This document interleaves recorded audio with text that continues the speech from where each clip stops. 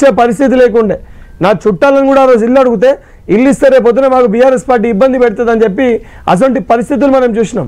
BRS party ఒక scheme తీసుకొని వచ్చి మాకు ఎన్నికల్లో ఓటేయకపోతే రెండో విడత దళిత బందే రాదని చెప్పి మాట్లాడారు. ఈ రోజు బీఆర్ఎస్ పార్టీ ఏ ఎన్నికన్నా కూడా ఏ పార్టీ అన్నా కూడా చాలా సీరియస్ గా తీసుకుంటది.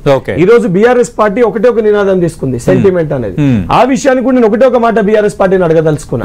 నిజంగా మాగంటి గోపీనాథ్ గారు చనిపోయినాక ప్రధాన ప్రతిపక్ష నాయకుడు కేసీఆర్ గారు ఆఖరి నిమిషం వారి సంతాపం తెలియజేయాల్సిన దానికి అసెంబ్లీ సమావేశాన్ని నిర్వహిస్తే కేసీఆర్ గారు అసెంబ్లీ సమావేశానికే రాలేదు, అసెంబ్లీ సమావేశంలో మాట్లాడడానికి రాలేదు.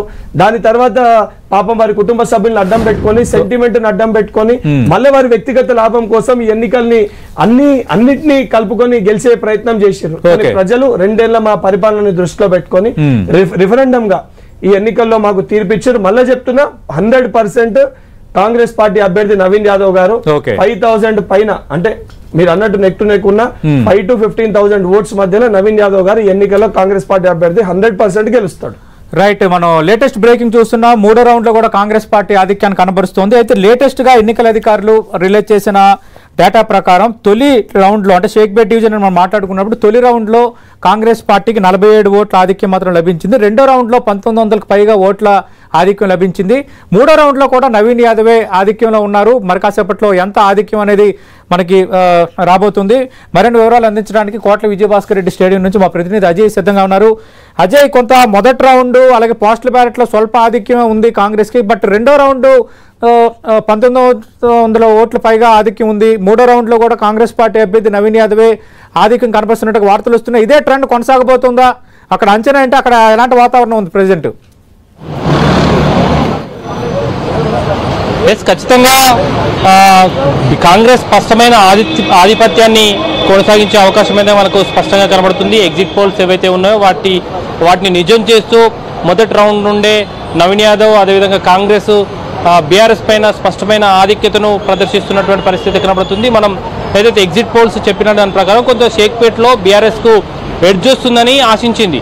అక్కడ కొంత బీఆర్ఎస్ బలంగా ఉంది, బీఆర్ఎస్ ఓట్ షేరు అక్కడనే ఉంటుంది. ఫస్ట్ రౌండ్లో కొంత బీఆర్ఎస్కు లీడ్ ఇచ్చే అవకాశం ఉందన్న ఆలోచనలు, అటువంటి అవకాశాలు కూడా కొంత ఉంటాయన్న అంచనాలను ఎగ్జిట్ పోల్స్ ఇచ్చినటువంటి పరిస్థితి. కానీ అక్కడ కూడా కాంగ్రెసే ఆధిపత్యాన్ని ప్రదర్శించింది. అయితే స్వల్ప మెజార్టీ మాత్రమే ఇక్కడ సాధించినటువంటి పరిస్థితి మనకు కనబడుతుంది. ప్రధానంగా మనం చూసుకున్నట్లయితే మొదటి రౌండ్లో కేవలం 47 ఓట్ల ఆధిక్యాన్ని కాంగ్రెస్ చూపించగా రెండో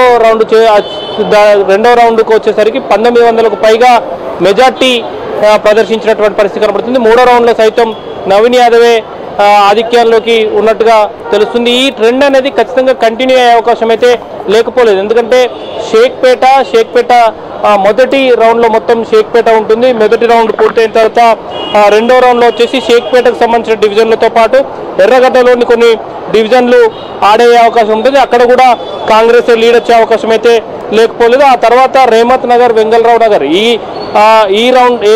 ఇక్కడ కూడా ఈ పూర్తి స్థాయి ఆధిపత్యంలో కాంగ్రెస్కే వచ్చే అవకాశం అయితే లేకపోలేదు. మొత్తం చూసుకున్నట్లయితే ఏదైతే షేక్పేట, ఎర్రగడ్డ తర్వాత కూడా ఆ తర్వాత మళ్ళా రేమత్ నగర్, వెంగళరావు నగర్, మనం రేమత్ నగర్, వెంగళరావు నగర్లో చూసుకున్నట్టే 86వ పోలింగ్ బూత్ నుండి 128వ పోలింగ్ బూత్ వరకు అక్కడ ఉంటాయి. అక్కడ కూడా 3వ రౌండ్ కూడా రేమత్ నగర్, అదేవిధంగా ఇక్కడ రేమత్ నగర్లో చూసుకున్నట్లయితే ముస్లిం ఓటర్లు ఎక్కువగా ఉంటారు. అదే వెంగళరావు నగర్లో చూసుకున్నట్లయితే మిక్స్డ్ ఓటర్లు ఉంటారు. ఇక్కడ కూడా పూర్తిస్థాయి ఆధిపత్యాన్ని కాంగ్రెసే ప్రదర్శించే అవకాశం అయితే లేకపోలేదు. ఆ తర్వాత చూసుకున్నట్లయితే వెంగళరావు నగర్, రేమత్ నగర్ రెండు మిక్స్ అయి ఉంటాయి. మళ్ళీ 129 అదేవిధంగా 171 వరకు 4వ రౌండ్ లో పోలింగ్ బూత్ ఉంటాయి. 129వ పోలింగ్ బూత్ నుండి 171వ పోలింగ్ బూత్ వరకు కూడా 4వ రౌండ్ ఉంటుంది.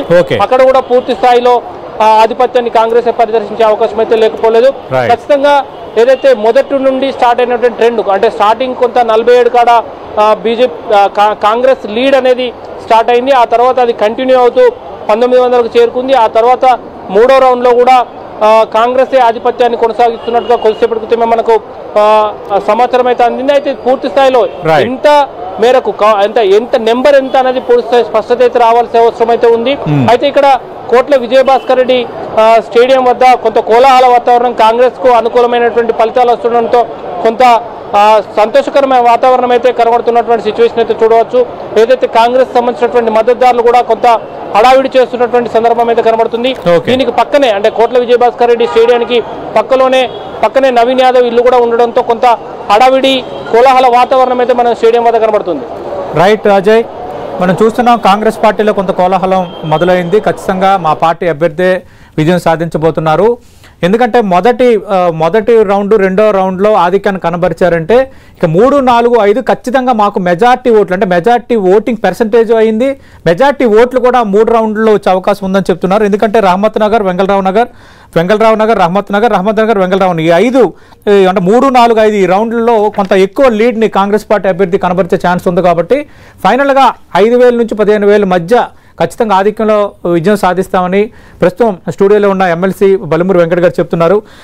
రవిశంకర్ గారు, అంటే ఇక్కడ భారతీయ జనతా పార్టీకి సంబంధించి మీరు ఆరోపణలు చేశారు. అసలు భారతీయ జనతా పార్టీ సీరియస్గా ఎలక్షన్ చేయలేదు, అటు బీఆర్ఎస్కు సహకరించింది, అందువల్ల కొంత ఈ లీడ్ తగ్గడం అనేది కనిపించింది. సీరియస్గా ఎక్కడా తీసుకోలేదు, ఒక అనధికార స్నేహం కొనసాగుతుంది 2 పార్టీల మధ్య అన్నది కాంగ్రెస్ చేస్తున్న ఆరోపణ.